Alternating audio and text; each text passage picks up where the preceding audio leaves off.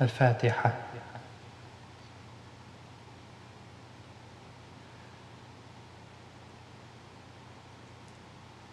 أعوذ بالله من الشيطان اللعين الرجيم. بسم الله الرحمن الرحيم. والحمد لله رب العالمين، والصلاة والسلام على أشرف الأنبياء والمرسلين وخاتم النبيين أبا القاسم محمد، اللهم صل على محمد، وعلى آله الطيبين الطاهرين. اللهم أخرجنا من ظلمات الوهم وأكرمنا بنور الفهم. اللهم افتح علينا أبواب رحمتك وانشر علينا خزائن علومك برحمتك يا أرحم الراحمين. وصل على محمد وآله الطاهرين.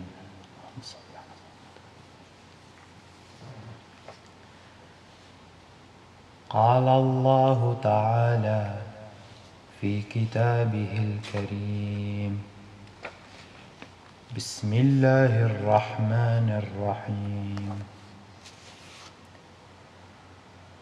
قل هو الرحمن آمنا به وعليه توكلنا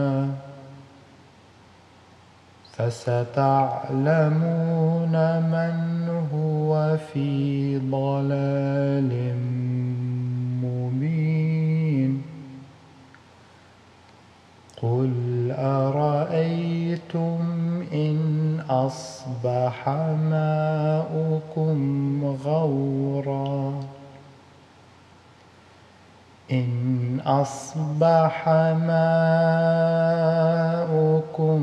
غورا فمن يأتيكم بماء معين. صدق الله العلي العظيم. صلوات على محمد وآل محمد.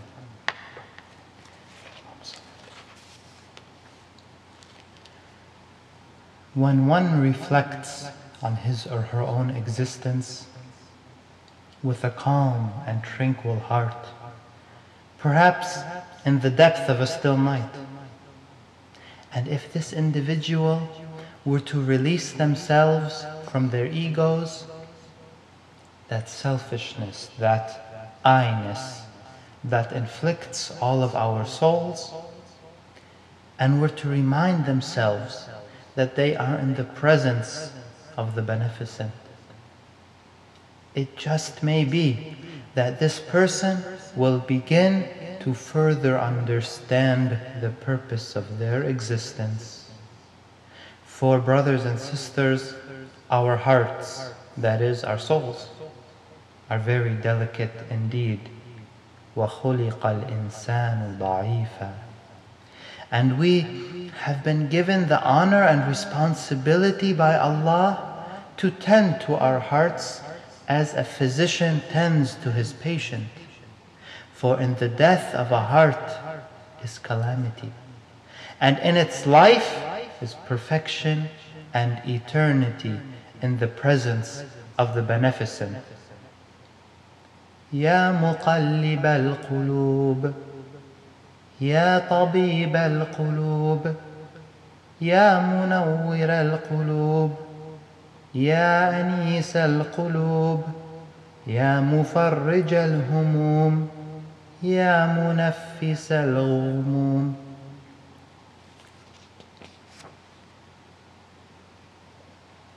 In a world full of motion and activity, the human being is attracted to those things that appeal to him or her. Technology has improved our methods of communication and our ability to access modes of entertainment in ways that previous generations could only have fathomed in their wildest dreams. The days of simplicity wherein individuals would be satisfied with minimal material comforts. A simple home for shelter against the elements and privacy from outsiders. A modest means of transportation to get you where you needed to be.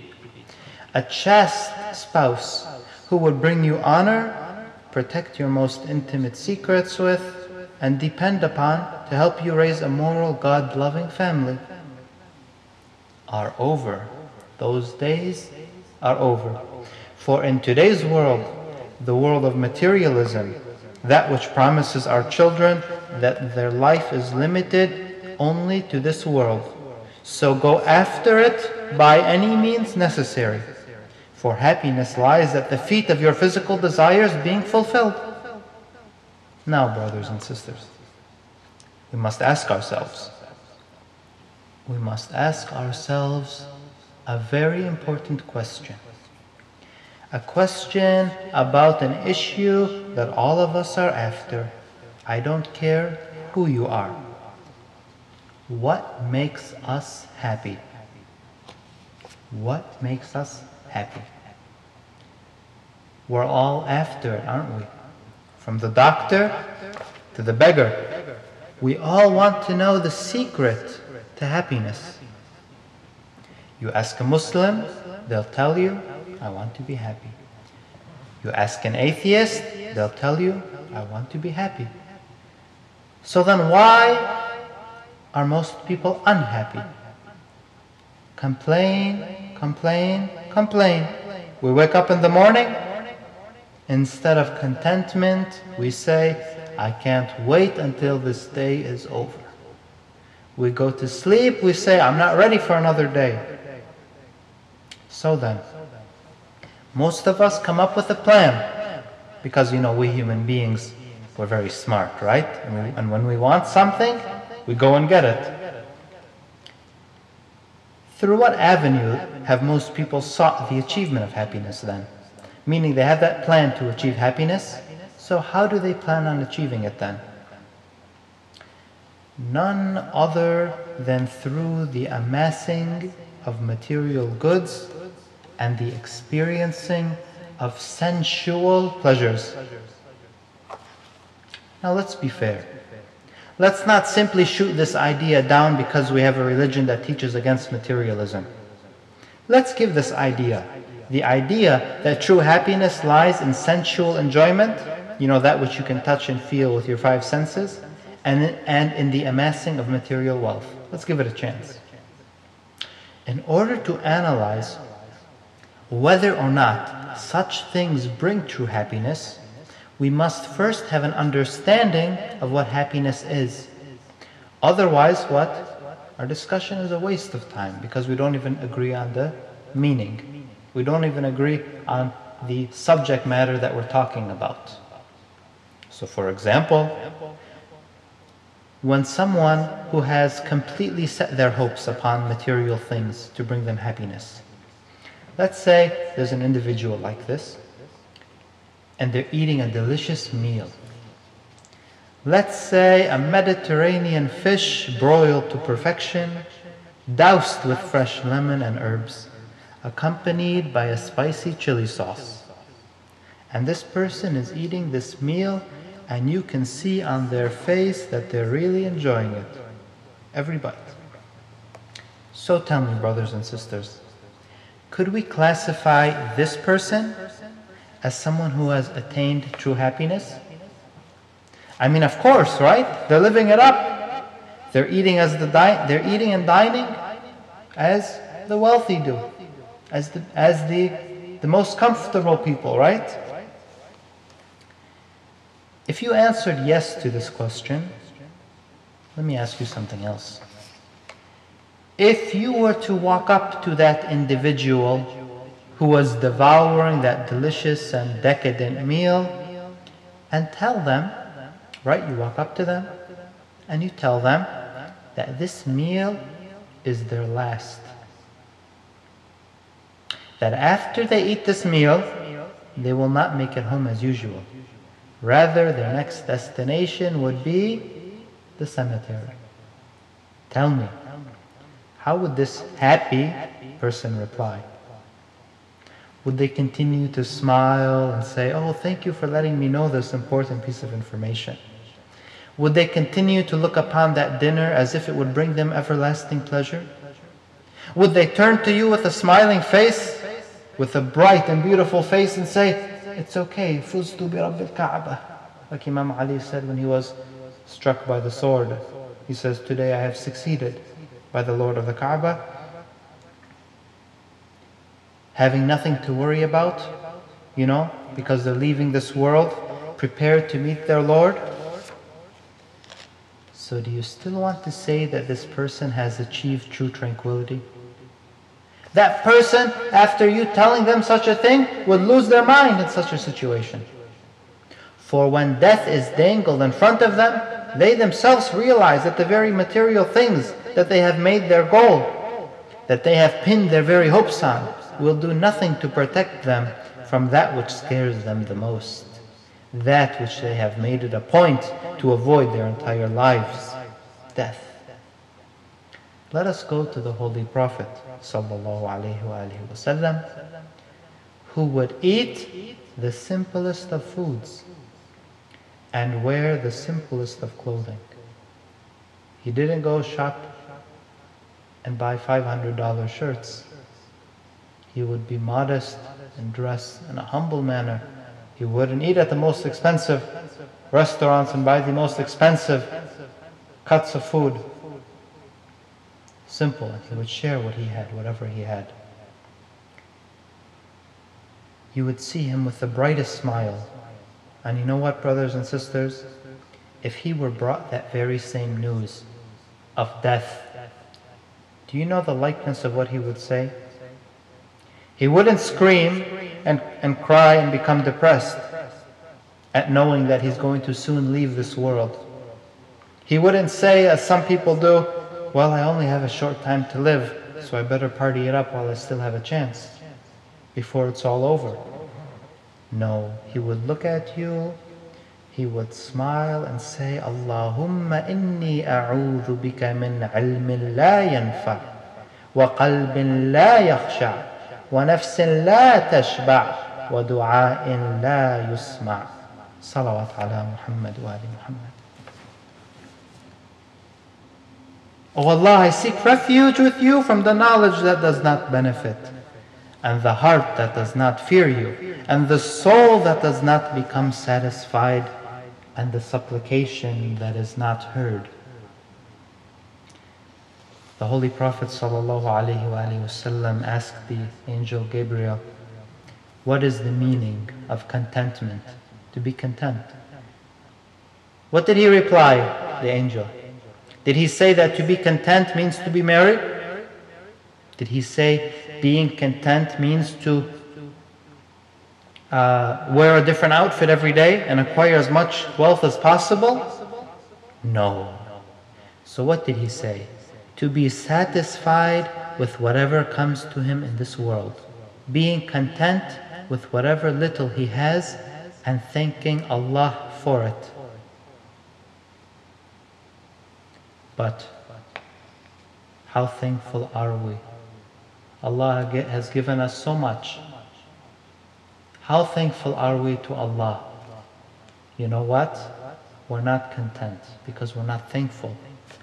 وَهُوَ الَّذِي أَنْشَأَ لَكُمُ السَّمْعَ وَالْأَبْصَارَ وَالْأَفْئِدَةَ قَلِيلًا مَا تَشْكُرُونَ. And it is He who produced for you hearing and vision and hearts. Little are you grateful.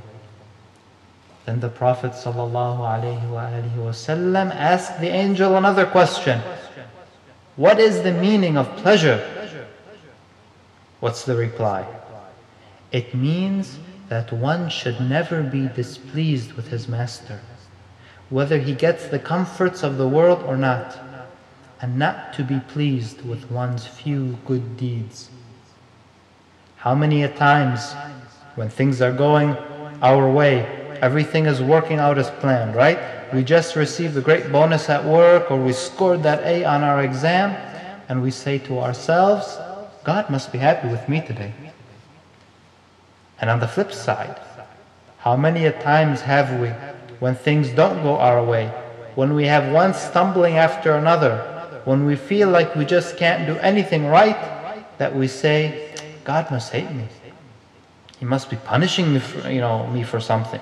He must be getting back at me for something.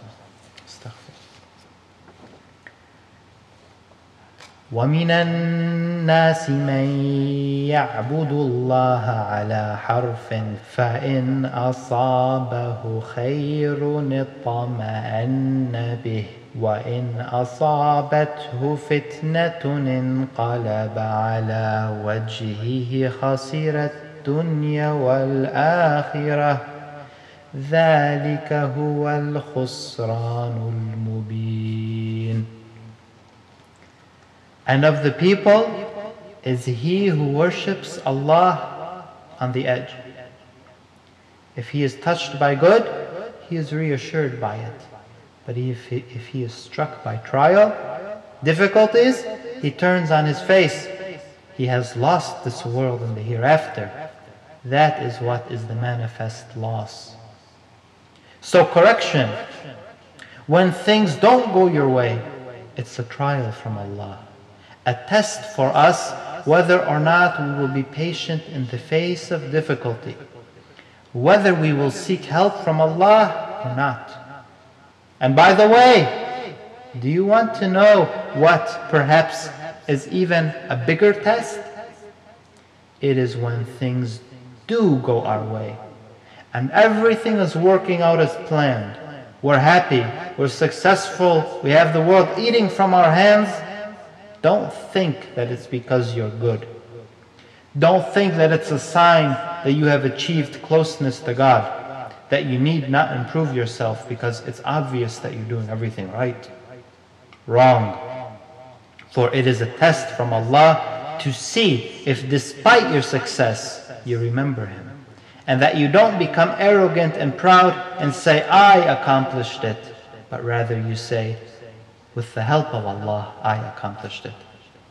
Because no matter whether something is seen to us as pleasing or whether something is seen as dreadful, both are tests from Allah. Don't gauge your position in the eyes of Allah on whether things are going your way, for this is a trap of shaitan, and this is how most people are pulled in. People say, Sharia, why do I have to follow Sharia when everything is going well for me? My children are healthy, my house is brand new, I'm healthy. Shaitan whispers to us and says, you see, you're special. You're so special that you don't need to follow Sharia. You don't need to perform the remembrance of God because everything is going your way, and therefore until things start heading downhill, whatever you do is blessed and God approves of you. وَلَنَبْلُوَنَّكُمْ بِشَيْءٍ مِّنَ الْخَوْفِ وَالْجُوعِ وَنَقْصٍ مِّنَ الْأَمْوَالِ وَالْأَنفُسِ وَالثَّمَرَاتِ وَبَشِّرِ الصَّابِرِينَ الَّذِينَ إِذَا أَصَابَتْهُم مُّصِيبَةٌ قَالُوا إِنَّا لِلَّهِ وَإِنَّا إِلَيْهِ رَاجِعُونَ. And we will surely test you with something of fear and hunger and a loss of wealth and lives and fruits. But give glad tidings to who? To who? To the patient. Who are the patient? Those who when disaster strikes them say, indeed we belong to Allah and indeed to Him we will return. Salawat ala Muhammad wa ali Muhammad. So don't think that if things go bad for you, that Allah is angry with you. Maybe it is because Allah loves you so much that He is giving you the opportunity to elevate yourself through the passing of this test. Let us not be those people who only go to Allah when times are bad, but when times are good, we are strangers to Allah, not even thinking about Him. أَلَمْ تَرَ أَنَّ الْفُلْكَ تَجْرِي فِي الْبَحْرِ بِنِعْمَةِ اللَّهِ ليريكم من آياته إن في ذلك لآية لكل صبار شكور وإذا غشيهم موج كالظلل دعوا الله مخلصين له الدين فلما نجاهم إلى البر فمنهم مقتصد وما يجحد بآياتنا إلا كل حتار كفور. Those people Allah has made the example of a ship sailing on the water. Then it is overcome by waves. You know those shipwrecks? All of those people in the boat, their hearts reach their throats. They're feeling that this is the end of their life. They're in the middle of the sea. Difficulty has come to them. They come running to Allah. Help us, save us. Then Allah subhanahu wa ta'ala saves them. He brings them safely to the shore. As soon as they're safe on the shore, the last thing on their mind is Allah. They forget to thank Him. They forget that He was the one who they beseeched to help them. This is how we are, and this is how we need to remind ourselves not to be like this. Brothers and sisters, let us try to help one another on the pathway to Allah. Let us try not to talk bad about each other.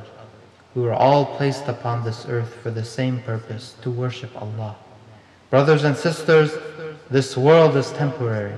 It is a bridge to the hereafter, the eternal life. Don't build your house on a bridge, for it will one day collapse. Think much about death, for it spares no one.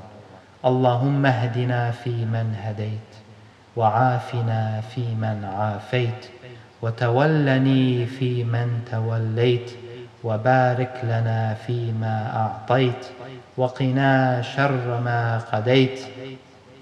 إنك تقضي ولا يقضى عليك سبحانك رب البيت ولا حول ولا قوة إلا بك يا رحيم وصلى الله على محمد وآله الطاهرين والسلام عليكم ورحمة الله وبركاته.